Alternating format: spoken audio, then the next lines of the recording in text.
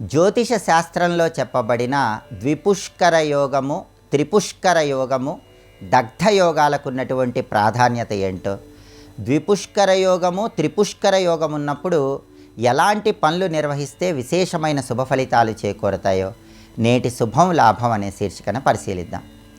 ప్రధానంగా జ్యోతిష శాస్త్ర ముహూర్త విభాగంలోనే చాలా శక్తివంతమైనటువంటి ద్విపుష్కర యోగము, త్రిపుష్కర యోగం గురించి చెప్పడం జరిగింది.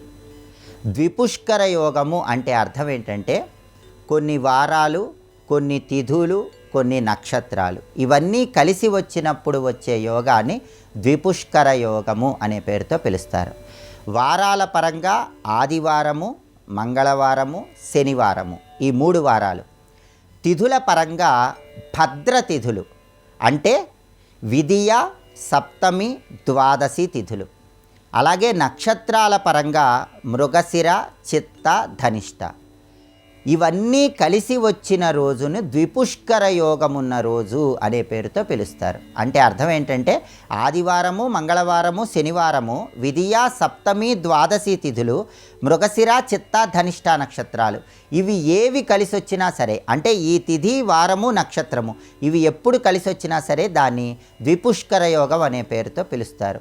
ద్విపుష్కర యోగం ఉన్న రోజు మనం ఏ పని చేసినా సరే అతి త్వరలోనే మళ్ళీ ఆ పని చేయటానికి అవకాశం ఉంటుందని జ్యోతిష శాస్త్ర ముహూర్త విభాగంలో చెప్పారు. అందుకే దీన్ని ద్విపుష్కర యోగం అనే పేరుతో పిలుస్తారు. కాబట్టి ఏవైనా ముఖ్యమైనటువంటి పనులు చేయాలనుకుంటే ఈ ద్విపుష్కర యోగం ఉన్న రోజు చేసుకోవాలి. జ్యోతిష శాస్త్రంలో కూడా ఎవరైనా బంగారు ఆభరణాలు తయారు చేయించుకోవాలంటే ద్విపుష్కర యోగం ఉన్న రోజుల్లో తయారు చేయించుకోమని చెప్పారు.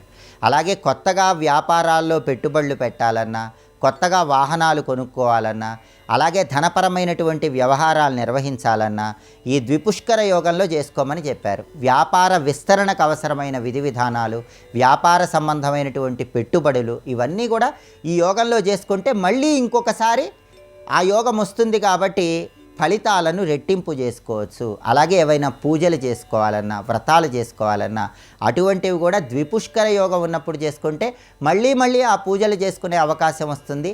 జాతక దోషాల నుంచి సులభంగా బయటపడవచ్చు. అందుకే భూములు కానీ, ఆస్తులు కానీ ఇటువంటివి కొనుగోలు చేయాలన్నా కూడా ఈ యోగం ఉన్నప్పుడు కొనుగోలు చేసుకుంటే చాలా మంచిది. ద్విపుష్కర యోగం కంటే గొప్ప యోగం త్రిపుష్కర యోగము. త్రిపుష్కర యోగం అంటే ఏంటంటే కొన్ని ప్రత్యేకమైన వారాలు, తిథులు, నక్షత్రాలు కలిసి వచ్చిన రోజును త్రిపుష్కర యోగం అంటారు. వారాల పరంగా ఆదివారం, మంగళవారం, శనివారం. తిథుల పరంగా భద్ర తిథులు అంటే విదియ, సప్తమి, ద్వాదశి. కానీ నక్షత్రాల పరంగా మాత్రం కృత్తిక, ఉత్తర, ఉత్తరాషాఢ ఈ నక్షత్రాలు కానీ, పునర్వసు, విశాఖ, పూర్వభద్ర ఈ నక్షత్రాలు కానీ, ఈ తిథివార నక్షత్రాలు కలిసి వచ్చిన రోజును త్రిపుష్కర యోగము అనే పేరుతో పిలుస్తారు. అంటే ఆది, మంగళ, శని, అలాగే విదియ, సప్తమి, ద్వాదశి, అదేవిధంగా కృత్తిక, ఉత్తర, ఉత్తరాషాఢ, పూర్వభద్ర, విశాఖ, పునర్వసు ఈ నక్షత్రాల్లో ఏ తిథి, వారము, నక్షత్రము ఒకే రోజు కలిసి వచ్చినా త్రిపుష్కర యోగం ఏర్పడుతుంది. త్రిపుష్కర యోగం అంటే ఏంటంటే త్రిపుష్కర యోగం రోజు మీరు ఏ పని చేసినా సరే ఆ పనిని మళ్ళీ ఇంకొక 2 సార్లు చేసే అవకాశం వస్తుందని జ్యోతిష శాస్త్రంలో చెప్పారు. అది త్రిపుష్కర యోగానికి ఉన్న గొప్పతనం.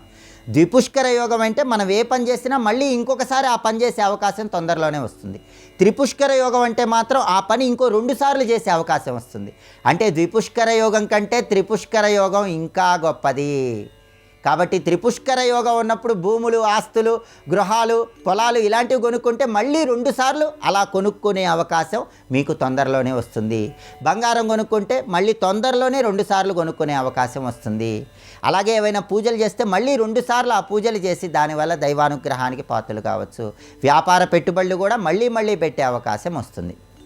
ప్రధానంగా ఈ జూన్ నెలలో ద్విపుష్కర యోగాలు, త్రిపుష్కర యోగాలు ఎప్పుడొచ్చినాయి అంటే జూన్ 7వ తేదీ ఆదివారం ద్విపుష్కర యోగం వచ్చింది. ఈ ద్విపుష్కర యోగం ఉన్న సమయం ఉదయం 5:23 నుంచి ఉదయం 7:55 మధ్యలో ద్విపుష్కర యోగం ఉంది. అలాగే ఈ జూన్ నెలలో జూన్ 16వ తేదీ త్రిపుష్కర యోగం వచ్చింది. జూన్ 16వ తేదీ మంగళవారం సాయంత్రం 4:12 నుంచి అర్ధరాత్రి వరకు త్రిపుష్కర యోగం ఉంది. మళ్ళీ జూన్ 21వ తేదీ ఆదివారం త్రిపుష్కర యోగం వచ్చింది.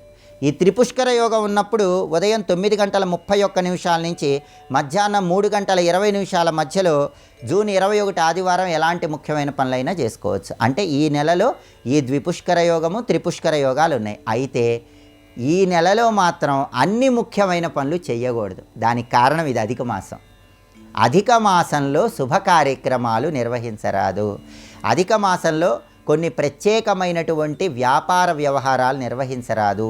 భూములు కొనటం, వాహనాలు కొనటం ఇలాంటివి నిర్వహించుకోకూడదు. అధిక మాసం కేవలం పూజలకే పనికొస్తుంది. కాబట్టి ఈ నెలలో ఈ యోగాలు ఉన్నప్పటికీ కూడా ఈ ద్విపుష్కర యోగం త్రిపుష్కర యోగం ఉన్న రోజుల్లో పూజలు చేసుకోండి, వ్రతాలు చేసుకోండి, స్తోత్రపారాయణలు చేసుకోండి. మళ్ళీ మళ్ళీ వాటిని చేసే అవకాశం వస్తుంది. దాని ద్వారా దైవానుగ్రహానికి సులభంగా పాత్రలు కావచ్చు. ఈ అధిక మాసం పూర్తయిన తర్వాత నిజమాసం ప్రారంభమైనప్పటి నుంచి ఎప్పుడైనా ఏ నెలలోనైనా ఈ ద్విపుష్కర యోగం త్రిపుష్కర యోగాన్ని సద్వినియోగం చేసుకోండి. సమస్త శుభ ఫలితాలను సిద్ధింపజేసుకోండి. అలాగే కొన్ని దగ్ధయోగాలు కూడా జ్యోతిష శాస్త్ర పరంగా చెప్పారు. ఆదివారం భరణీ నక్షత్రంతో కలిసి వచ్చిన, సోమవారం చిత్తా నక్షత్రంతో కలిసి వచ్చిన, మంగళవారం ఉత్తరాషాఢ నక్షత్రంతో కలిసి వచ్చిన, బుధవారం ధనిష్టా నక్షత్రంతో కలిసి వచ్చిన, గురువారం ఉత్తర ఫల్గుణి నక్షత్రంతో కలిసి వచ్చిన, శుక్రవారం జ్యేష్ఠా నక్షత్రంతో కలిసి వచ్చిన, శనివారం రేవతి నక్షత్రంతో కలిసి వచ్చిన, ఈ వారము నక్షత్రము కలిసి వచ్చిన రోజును దగ్ధయోగం అంటారని, ఆ రోజు ఎలాంటి ముఖ్యమైన పనులు చేయకూడదని కూడా జ్యోతిష శాస్త్రంలో చెప్పడం జరిగింది. జ్యోతిష శాస్త్రంలో ఉన్న యోగాలను సద్వినియోగం చేసుకోండి. సమస్త శుభ ఫలితాలను సిద్ధింపజేసుకోండి.